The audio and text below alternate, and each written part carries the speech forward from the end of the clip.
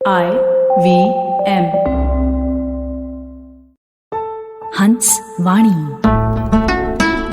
हंस कथा मासिक अब आवाज की दुनिया में।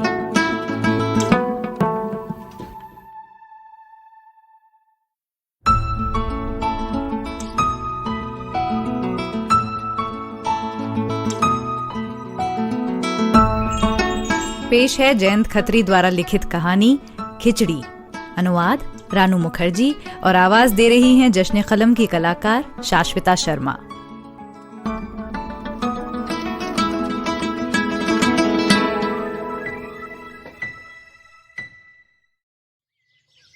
वावायाने वादळो महत्या,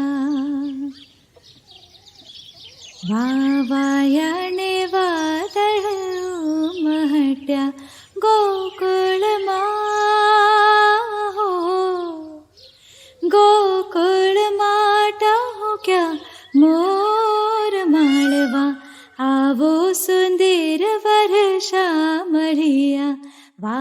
संघर्षमय जीवन के 16वें साल पर खड़ी लकड़ी की जवानी अपने पूरे उफान पर खिलकर उभर आई थी, पर लकड़ी को इसका बिल्कुल भी आभास नहीं था। उसके पास बाल बनाने का भी वक्त कहाँ था। लकड़ी खुद में, जवानी की उच्छ्वास में, उमंग, आशा और जिंदगी की दी गई मजबूरियों में ही मस्त थी। सुबह सुबह जब वो पानी भरने के लिए उड़ती उड़ती जाती तो दिन भर के काम की रूपरेखा उसके मन में लगातार दोहराती रहती। इस बीच भी वो पलक उठाकर किसी टहनी पर झूलते कबूतर या पेड़ों में से झांकती हुई सुबह की कोमल किरण को चुपके से निहार लेती। अगर किसी दिन लकड़ी अकेले पौ फटने से पहले तालाब पर पहुंच जाती तो आईने जैसे तालाब के स्थिर शांत पानी की सतह को छेड़ने का उसका मन ही नहीं होता। वो दया भाव से भर जाती। उस आईने में अपने चेहरे को निहारते हुए लकड़ी के दिल की धड़कन रुक रुक जाती और तभी लकड़ी सृष्टि की शोभा और वातावरण के मूक संगीत में एक बदलाव का अनुभव करती। पर हाय, ये एहसास भी कब तक ठहरता। उस खुशगवार मन, धड़कते दिल पर जब जीवन के बोझ की फटकार पड़ती तब लकड़ी सब कुछ भूलकर उस शांत पानी की सपाटी को बिगाड़ देती और बुद बुद करती हुई पानी गागर में भरती जाती। लकड़ी हंस कर सब कुछ टाल देती और उसकी हंसी में स्वर मिलाता हुआ सारा जगत हंस पड़ता। हंसी के पीछे छुपे हुए दर्द को लकड़ी ने अब तक नहीं पहचाना था। जब तक लकड़ी गांव के घरों में पानी के मटके पहुंचाती तब तक उसके अपने घर के मटके का पानी भी तली छू रहा होता। लकड़ी खांसती हुई बूढ़ी माँ के पास लाड़ से बैठती, लेटती, अलसाकर कहती, माँ, आज इतने ही पानी से काम चला लूं ना। फिर भी न जाने कितने काम करने के लिए बाकी रह ही जाते। किसी के घर झाड़ू, कहीं कपड़े, कहीं बर्तन, जीवन के न जाने कितने प्रपंच। जब से लकड़ी सुगठित और थोड़ी समझदार हुई तब से कड़ी मेहनत और थकन उसके लिए आम सी बात हो गई थी। इतनी आम कि ये कठिनाइयां उसे सरल लगने लगी। काम के लिए लगाव और उसकी स्वाभाविकता को जीवन का अंग मानकर उसने स्वीकार कर लिया था। इसलिए लकड़ी अपनी रौ में ही मस्त रहती। उसकी ऊर्जा और जवानी के जोश में अक्सर अभिमान से अपनी माँ से कहती, माँ, मुझे बाल बनाने की भी फुर्सत कहाँ है। अपने इस व्यक्तित्व के कारण लकड़ी बहुत साहसी और दृढ़ निश्चयी बन गई थी, लेकिन अब भी स्वभाव से थोड़ी लापरवाह और उम्र का उतावलापन उसमें था। बाकी सब जीवन के अंधेरे उजाले तो भविष्य के गर्भ में आकार ले ही रहे थे। दोपहर को जब वो खिचड़ी परोसने बैठती तो ये बात ध्यान में रखती कि बनाई गई खिचड़ी में से खाने वाले सभी को अपना पेट भरना है। वो जितनी खिचड़ी परोसेगी उतनी ही, किसी को ऊपर से मांगने का अधिकार नहीं होता। उसके बड़े भाई के सिवाय और किसी को दोबारा मांगने की हिम्मत भी नहीं थी। पर लकड़ी बड़ी चतुराई से काम लेती। उसका बाप जब खाने बैठता तब वो जानबूझकर मिट्टी से बनी खिचड़ी की हांडी को एकदम से उसकी ओर कर देती। बार बार पलकें झपकाती बूढ़े की पनीली आंखें कुछ देर के लिए स्थिर हो जाती। लकड़ी, मुझे इतनी सारी खिचड़ी नहीं चाहिए, थोड़ा निकाल ले। आपको तो कुछ पता ही नहीं चलता बाबा, हर रोज तो मैं ही आपको परोस कर खिलाती हूँ। इतना तो आप रोज ही खाते हो। पर अब बहुत हो गया बाबा, खाना शुरू करो। उसका बड़ा भाई विट्ठल जब खाने बैठता तब वो हंसी मजाक और मस्खरी करना शुरू कर देती, पर उसकी नजर भाई की थाली पर टिकी रहती। इधर खिचड़ी खत्म हुई नहीं कि तुरंत पानी से भरा लोटा वो धीरे से थाली के नजदीक रख देती और पूछती, विट्ठल भाई, ये तो बताना कि वो शंकर सेठ ने जो नई नई घोड़ी खरीदी है सफेद वाली, वो असली अरबी घोड़ी है क्या? कौन सी? वो जो इस्माइल टांगे में चलाता है वही। और बातों ही बातों में विट्ठल थाली में हाथ धो बैठता। हाँ वही। अब ऐसा करो ना विट्ठल भाई, आप बाहर चबूतरे पर जाकर आराम करो, तब तक मैं और माँ खाना खा लेते हैं। फिर लकड़ी हंडिया में से बची खुची खिचड़ी को खुरच खुरच कर एक थाली में निकालती और तब माँ बेटी दोनों एक ही थाली में खाने बैठ जाते। आखिरी कौर पर संतुष्ट होने वाली माँ बेटी का समझौता गजब का होता। दोनों में से कोई भी कुछ भी नहीं कहता था, पर दो हाथ जब खिचड़ी के पहले कौर को लेते तभी दोनों में एक अव्यक्त फैसला हो जाता कि आज किसे पेट भर कर खाना है और किसे भूखे रहना है। रोजमर्रा के इस फैसले के बाद न कोई भावुक होता, न इसे गंभीरता से लेता। हर रोज बनती और विकसित होती जीवित रहने की एक कला थी और लकड़ी इस कला में विशारद बनती जा रही थी। अगर लकड़ी के घर परिवार के बारे में जानना हो तो कुछ इस तरह का चित्र उभरेगा। दोनों पैरों से कमजोर लंगड़ा बूढ़ा बाप, तेज तर्रार और शारीरिक श्रम से त्रस्त असमय ही बुढ़ापे से ग्रस्त माँ जो हर समय खौं खौं करती हुई अपनी उपस्थिति दर्ज कराती रहती है, एक जवान सशक्त आरी भरत का काम करने वाला बड़ा भाई जो पूरे दिन की कमाई रात को दारू और सिगरेट के धुएं में उड़ा देता है। घर के बारे में बताऊं तो नीचे 2 कमरे, ऊपर का 1 मंजिल, छोटा सा आंगन, एक नीम का पेड़, कुछ एक चूहे, एक बिल्ली, एक पिल्ला। नजदीक ही शंकर सेठ का बड़ा सा मकान, उससे थोड़ी दूर छोटे बड़े मकान, ऐसे वैसे लोग, उसके पीछे मंदिर, बीच में सिनेमा हॉल और उसके पीछे मस्जिद, और उसके भी पीछे जहां उबासी लेती हुई लकड़ी की आंखें खो जाती हैं, वैसा ही रंग और मिजाज बदलता हुआ विस्तृत आकाश टंगा है।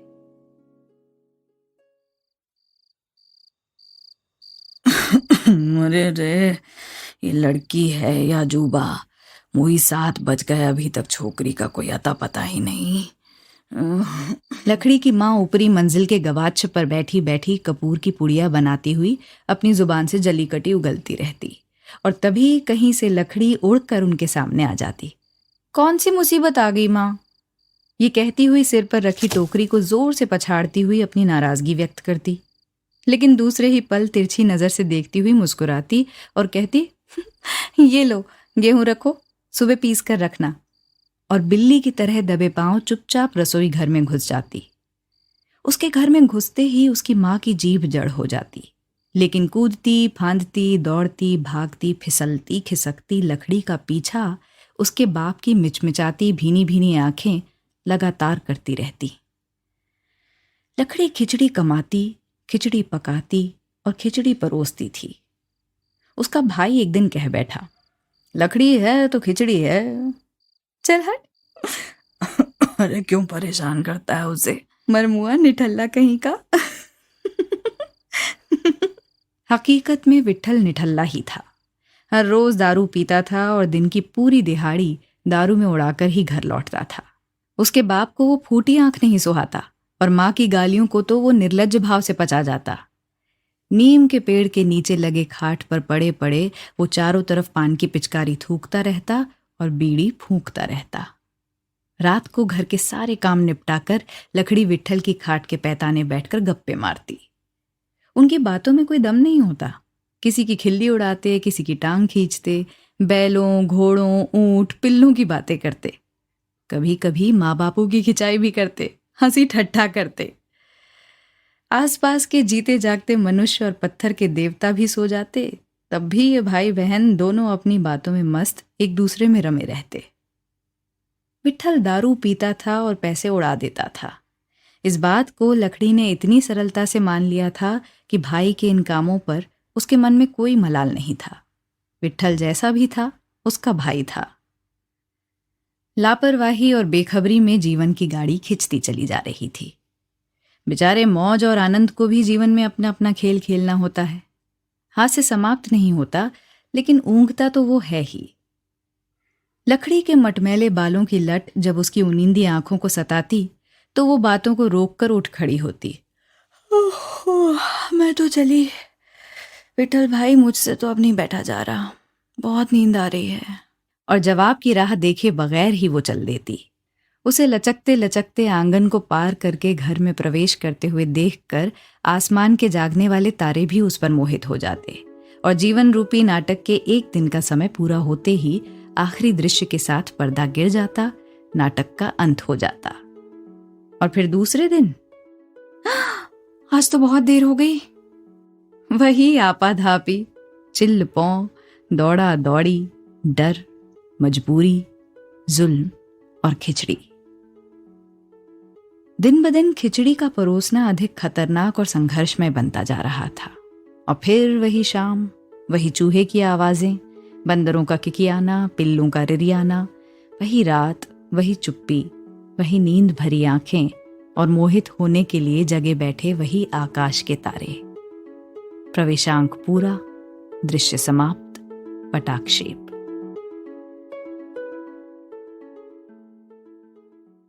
चक्र के लगातार घूमते रहने की इस प्रक्रिया में चक्र के दांत घिसने लगे थे और घिसते घिसते वो इतने घिस गए थे कि यंत्र बिगड़ने की कगार पर आ खड़ा था और बस उसके टूटकर बिखर जाने का ही इंतजार था।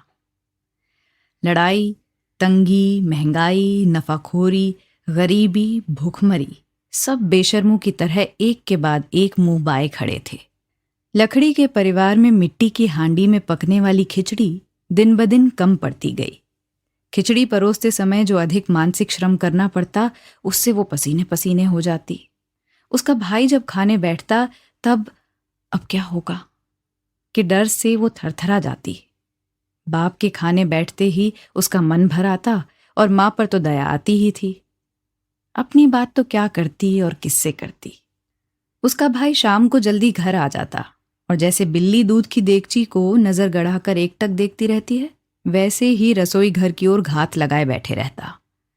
जो ही खिचड़ी की हांडी चूल्हे पर चढ़ती, त्यों ही लकड़ी का बाप ऊपरी मंजिल के गवाक्ष में से खिसकते खिसकते बरामदे के किनारे आकर बैठ जाता और अपने लंगड़े पांव को नीचे लटकाए अपनी उपस्थिति जताता रहता। अंधेरा होते ही लकड़ी की माँ की आंखों के आगे लाल पीले चकत्ते दिखने लगते, इसलिए वो कपूर की पुड़िया बनाना बंद करके खांसना शुरू कर देती। खांसना अगर बंद होता तो बड़बड़ाना शुरू कर देती। आज तो मेरे पेट में कुछ कुछ हो रहा है। मेरा पेट तो पाताल जाकर बैठ गया है। केवल लकड़ी चुप रहती, पर वो सब कुछ समझ जाती। सब समझती थी, इसलिए अपने मिजाज को शांत भी रखती थी, पर अंदर ही अंदर घुटती रहती। उसका अस्तित्व केवल खिचड़ी के कारण ही था और वही सबके लिए श्रेष्ठ था। इसलिए सभी उसकी ओर ताकते थे और कतराते भी थे। उसी पर आश्रित थे, उसी के मुखापेक्षी थे। लकड़ी का उसके परिवार के साथ केवल खिचड़ी तक का संबंध था। वेग अति वेग गति से काल का चक्का घूम रहा था। चक्र को किसी की भी परवाह नहीं थी। उस दिन जो नहीं होना था वही हो गया। जिन लोगों के घर में वो सुबह सवेरे पानी भर आई थी, उनमें से किसी ने उस दिन खुले ना होने के कारण कुछ दिन ठहर कर पैसे ले जाने का वादा किया और किसी ने कहा, भाई देर से क्यों आई, हमने तो दूसरे से पानी भरवा लिया। चेहरा लटकाकर लकड़ी शंकर सेठ के पास पहुंची। अरे रे रे, क्या हुआ लकड़ी? अच्छा, आज तो मेरी जेब में एक भी पैसा नहीं है। ऐसा आज तक नहीं हुआ। और क्या बताऊं, सेठानी चाबी भी तो ले गई है अपने साथ। ये कहते हुए शंकर सेठ ने गद्दे के नीचे से अपना चश्मा निकाला और लकड़ी को सिर से पांव तक निहारने लगा। ये तो ठीक नहीं हुआ लकड़ी। अरे अरे अरे, छोरी कहाँ चली? पर लकड़ी उसकी बातों को अनसुनी कर निकल गई। शंकर सेठ के घर के दरवाजे से निकलते ही उसे उसका भाई सीटी बजाता, बीड़ी फूंकता और गीत गाता हुआ मिला। उसे देखते ही बोल पड़ा, अरे लकड़ी, तू अब तक यहीं घूम रही है? अभी तक चूल्हे पर खिचड़ी नहीं चढ़ाई? लकड़ी को उसी समय उसे एक तमाचा जड़ देने का मन हुआ, पर न जाने कैसे उसने खुद को रोक लिया। अपने हाथों से चांदी की आखिरी जोड़ी चूड़ी को उतारा और उसे विट्ठल के हाथ पर रखकर कहा, विट्ठल, मेरा एक काम कर दे, इसे बेचकर खिचड़ी ले आ और देख जल्दी आना। जाते हुए भाई की कलाई को पकड़कर उसने फिर कहा, विट्ठल, जल्दी लौट कर आना। उसे विश्वास था कि विट्ठल तुरंत लौटेगा, इसलिए उसने रसोई घर में जाकर हर रोज की तरह उठापटक शुरू कर दी। लकड़ियों की खड़खड़ाहट, बर्तन की झनझनाहट, पानी की छलछलाहट सब सुनाई देने लगे, पर खिचड़ी तो अब तक किसी की दुकान पर ही थी।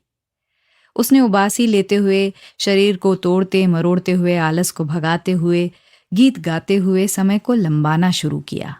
और तभी ऊपरी मंजिल के गवाक्ष का दरवाजा खड़का और 2 लंगड़े पांव सीढ़ियों पर से लटकने लगे। लकड़ी ने उन्हें देखा। लकड़ी ने यह भी देखा कि जिन पैरों में कोई ताकत नहीं थी, वही पैर जाने अनजाने अब चलने को उतावले हो रहे थे। और तभी मां के खांसने की आवाज सुनाई दी। वो किसी के साथ लड़ती हुई बड़बड़ा रही थी। बदमाश कहीं का, केवल उसे ही पेट भर के खाना मिलता है। वो लड़ती झगड़ती रसोई में पानी पीने आई। आते ही उसने खिचड़ी की हांडी में केवल पानी उबलते हुए देखा। बाल संवारने बैठी लकड़ी उससे आंखें चुराने लगी तो मां का धीरज टूट गया। निर्लज्ज होकर कमर पर हाथ रखकर तनकर खड़ी रह गई। आंखें दिखाकर बोली, हैं? लकड़ी? लकड़ी सब कुछ समझ गई। उसने जवाब दिया, विट्ठल लेने गया है, अभी आ जाएगा। उसकी मां ने लकड़ी के बाल संवारते संवारते रुके हुए कपकपाते हुए हाथ देखे। हाथों में चूड़ियों को न देखकर वो सब कुछ समझ गई। कमर पर रखा हुआ हाथ अपने आप नीचे आ गया। गुस्से से भरी आंखें शांत हो गई। पर लकड़ी के बाप ने ऊपरी मंजिल से हाँक लगाई, क्या बात है लाखी, क्या हुआ? फिर तो उसकी मां की जुबान से धारदार तीर छूट निकला। अरे होने को क्या है? मेरा क्या, राह देखते रहो शाम तक। न जाने कब दोपहर बीत गई। लकड़ी को डर लगने लगा कि अब तो शाम होने वाली है और विट्ठल का कहीं आता पता नहीं। कहाँ गया विट्ठल? विट्ठल कहाँ गया? उसने खुद से ही सवाल पूछा। अंतर की गहराई से आवाज आई। पूरा आकाश सिगरेट के धुएं से भर गया। पान की पिचकारी के लाल रंग भरे शाम के रुआंसे चेहरे से दारू की बदबू जगत के सुकुमार फूलों को लजाने लगी।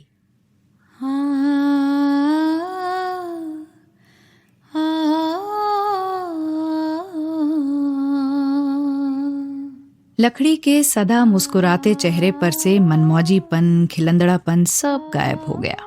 वो रोने रोने को हो गई थी, पर परिस्थितियों ने उसे रोने से रोक रखा था। सुबह से लेकर दोपहर तक लकड़ी हंसी की विरह में बैठी थी और आज उनके मिलन का कोई योग नहीं लग रहा था। लकड़ी की ताकत और उसकी काबिलियत उसे स्वभाव की कसौटी पर कस रहे थे। आंखों की कोरों पर आंसू की एक बूंद आऊं कि न आऊं के द्वंद्व में हिचकते हुए रुके हुए थी। तभी उसके बाप ने आवाज लगाई, ऊपर तो आ लाखी।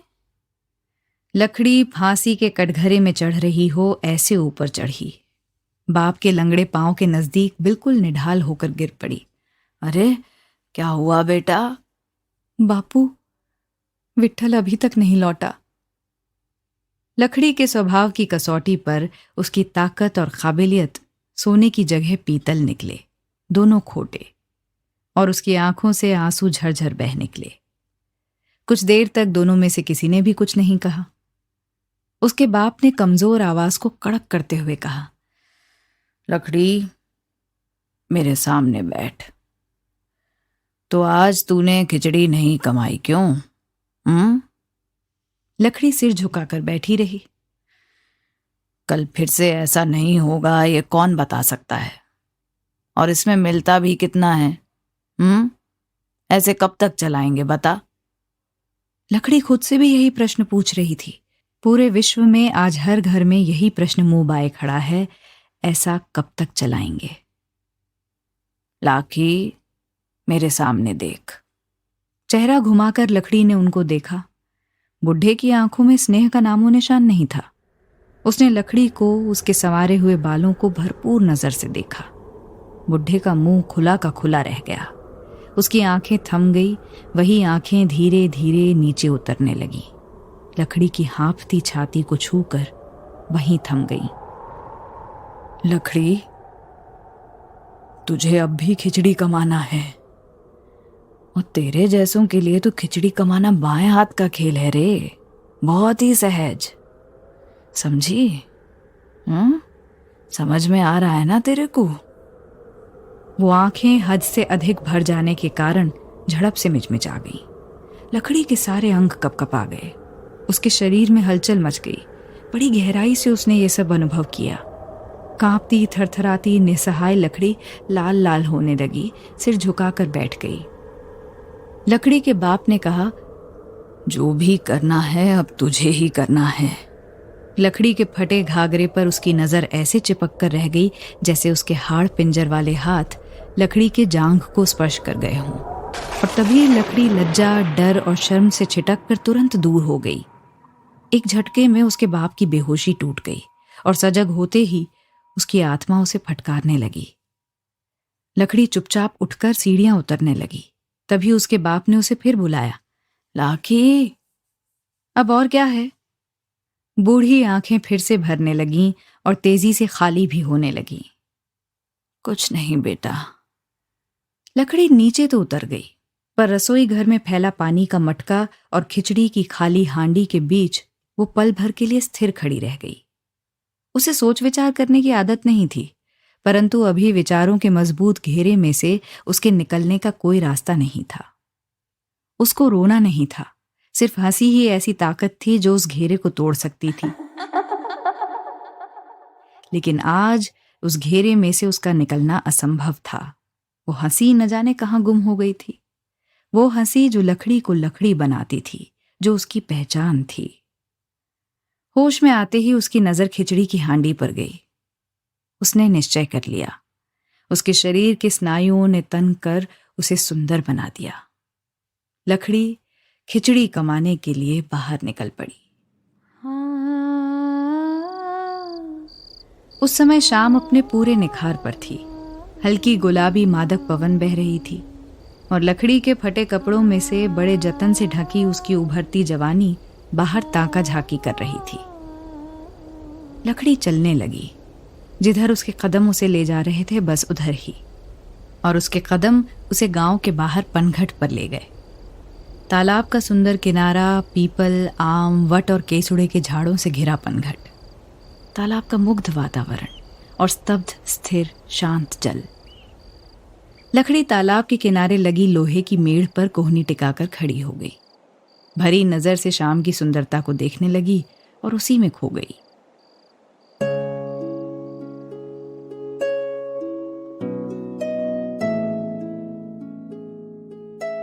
जीवन में पहली बार उसे दुनिया ने सोचना सिखाया।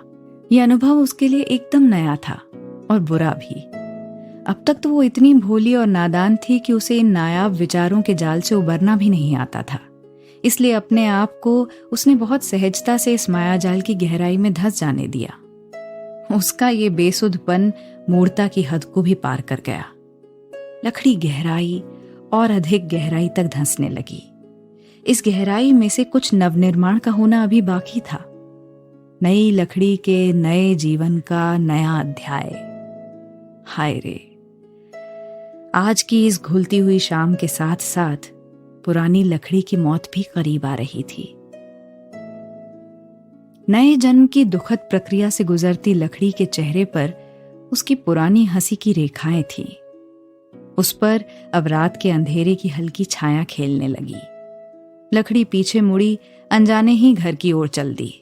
उसे ख्याल आया, खिचड़ी, पर खिचड़ी का क्या होगा?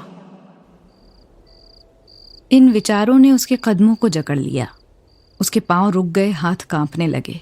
गहराई तक धंसी अपने आप को ऊपर खींचकर लाने की कोशिश करते करते वो थक गई और तभी शंकर सेठ की ऊपरी मंजिल की बत्ती जल उठी। उस उजाले के सामने लकड़ी का उलझन से भरा चेहरा चमक उठा। उसकी उलझनें झलमला उठी। लकड़ी, ए लकड़ी, ए छोकरी, इधर ऊपर आ।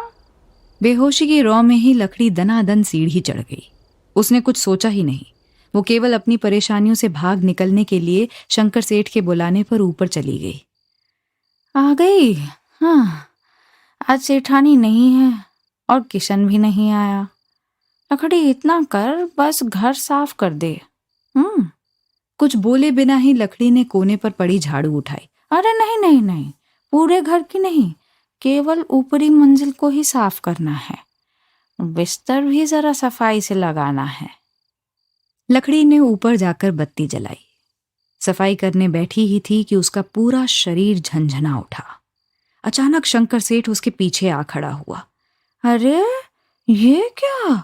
ये कहते हुए उसने लकड़ी के फटे घाघरे में उंगली फंसाकर उसे और फाड़ दिया। लकड़ी झट से खड़ी हो गई। उसके हाथ से झाड़ू छिटककर गिर पड़ी। उसकी आंखें फटी की फटी रह गई।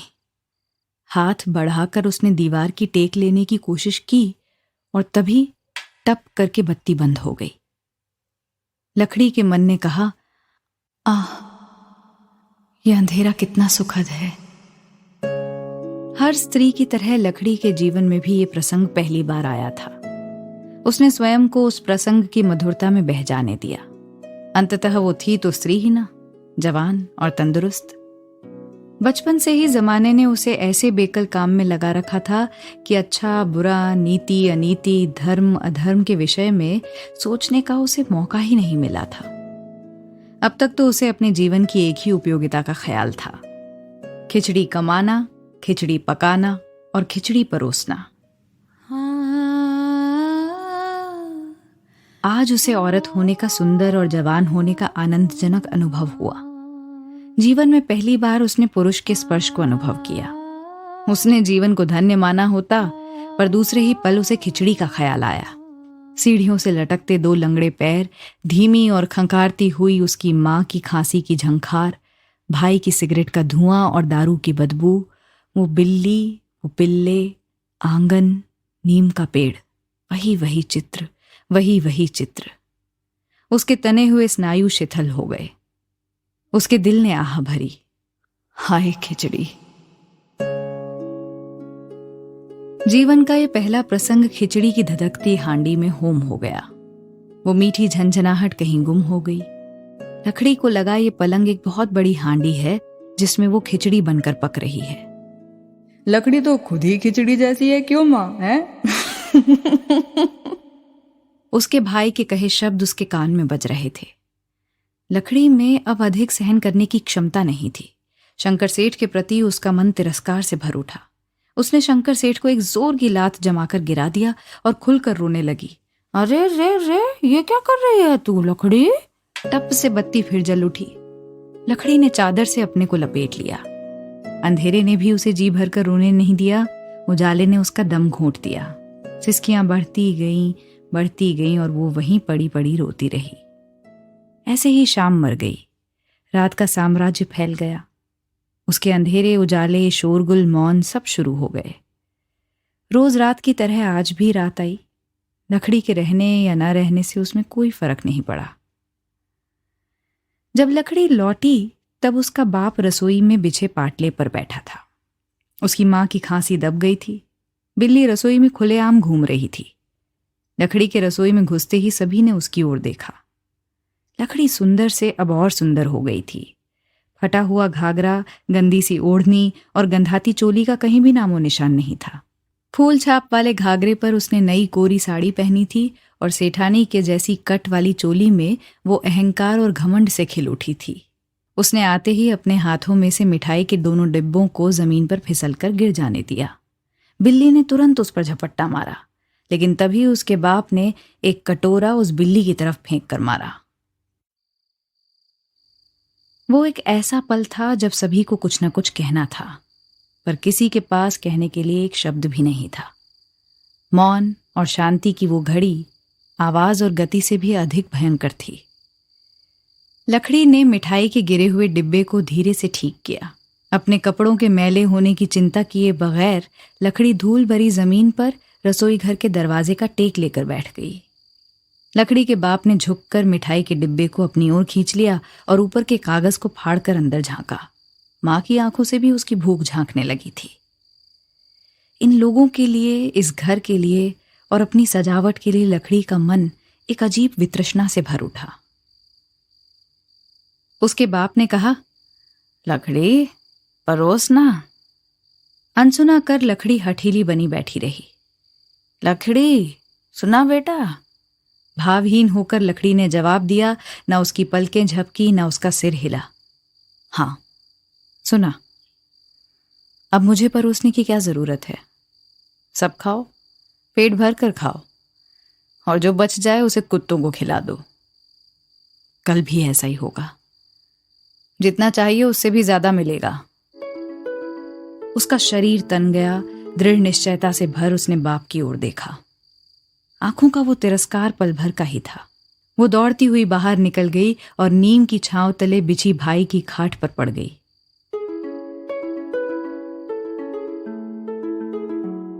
जीवन कभी इतना मुक्त, भव्य और उदार हो सकता है क्या भला? लकड़ी में सजग होकर ये प्रश्न पूछने की शक्ति नहीं थी, पर उसके अंतर की गहराई में ये प्रश्न उठ रहे थे। उसे कुछ समझ में नहीं आ रहा था, इसलिए वो घबरा भी रही थी और बेचैन भी थी। ये दंश, ये तिरस्कार, ये दुख, इस दुख का कोई महत्व है लखी? ये आवाज बहुत कमजोर थी। इस आवाज में इतना दम नहीं था कि वो लकड़ी पर असर डाल सके। कल की लकड़ी आज की दर्द भरी याद बन जाने की कगार पर आकर खड़ी हो गई। उसकी मां उसे उठाने आई। चल लकड़ी, खाना खा लेते हैं। वो अलसाती हुई, आनाकानी करती हुई उठकर रसोई घर में आ बैठी। उसकी मां उसे एक ही थाली में परोसते हुए देखकर कुछ कहते कहते रुक गई। फिर दोनों औरतों ने एक ही साथ अपना अपना निवाला लिया। पर अब तो इसके बाद वाली समझदारी की कोई आवश्यकता ही नहीं थी। दोनों झेप गई। पहले वाली उस रीति की अब कोई जरूरत कहाँ थी। लकड़ी जैसे तैसे मुंह के निवाले को गले से उतारकर रोती हुई उठ गई। मुझे भूख नहीं है, मुझे नहीं खाना। उसका भाई विट्ठल देर रात को दारू के नशे में चूर होकर लौटा। लकड़ी दौड़ती हुई उसके पास गई और मिठाई से भरी थाल खटिया पर उसके सामने धर दी। और अरे वाह, ये क्या है? आज इस मुर्गी ने सोने का अंडा दिया है क्या? चल हट, निठल्ला कहीं का। दिन भर में पहली बार लकड़ी हंसती हुई दिखी। जैसे कुछ हुआ ही ना हो वैसे ही दोनों भाई बहन देर रात तक बातों में मशगूल रहे और रात झटपट सरकने लगी। आधी रात के बाद लकड़ी रसोई घर में बिछी बिछौने पर जाकर पड़ गई। कुछ समय पहले की घटनाओं के अनुभवों के बारे में सोचती हुई लकड़ी उत्तेजित हो उठी। उसका मन दुखी हो गया। रसोई घर में बिछे 1 इंच भर का गट्ठा उसे अब चुभने लगा था और अंदर ही अंदर उस पलंग की याद उसे खिचड़ी बनाकर पकाने लगी थी। लकड़ी खुली आंखों से सपने देखती, कभी बीते हुए दिनों के, कभी वर्तमान के संघर्ष की बातों में डूबती उभरती, कभी भविष्य की ओर देखती। उसने अपने आप को इन विचारों के साथ बह जाने दिया। जब उसे रोना था वो जी भर कर रोई भी, जब उसे शांत रहने का मन हुआ वो शांत भी रही। बीच बीच में खुली आंखें अपने आप ही आकाश के अनंत में गुम हो जाती थीं। और फिर वही तारे, हवाएं, धूल, शोरगुल, सन्नाटा, जागता और सोता दिल, ऐसी कई धड़कनों से भरी रात गुजरती रही। 16 साल की जवान लकड़ी के लिए उस अनोखी रात की मौत हो गई और उसके साथ ही खिचड़ी परोसती हुई लकड़ी भी न जाने कहां गुम हो गई।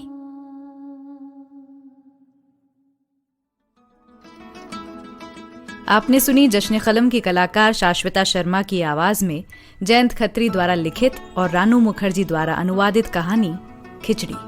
ये कहानी हंस कथा मासिक के फरवरी 2021 अंक में प्रकाशित हुई थी। सुनिए हंस वाणी को hanshindiMagazine.in पर या IVM पॉडकास्ट ऐप और वेबसाइट पर या फिर अन्य पॉडकास्ट ऐप्स पर।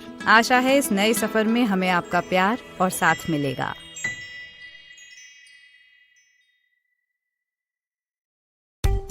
Are you looking for finance products and services that can enhance your personal finance experience? Are you looking for a space to talk about your financial product or service? And are you looking for a crisp talk show where the conversation is all about money? Well, your search ends here. Hi, My name is Anupam Gupta and I'm host of the Paisa Vaisa podcast, and I invite you for the conversation about your personal finance on each Monday on the IVM Podcast app or the website or on any podcast streaming platforms. See you folks. If you're a cricket fan, check out Edges and Sledges, India's favorite cricket podcast. The podcast focuses on Indian cricket, the IPL, and has a ton of banter both on and off the field. We talk about the week's biggest cricket stories with current and ex-international cricketers, coaches, or sometimes just between us. And it's hosted by me, DJ. Me, Varun. And me, Ashwin. New episodes release every week. You can catch us on the IVM Podcast's website, app, or wherever you get your podcasts from. Check out the Edges and Sledges Cricket Podcast.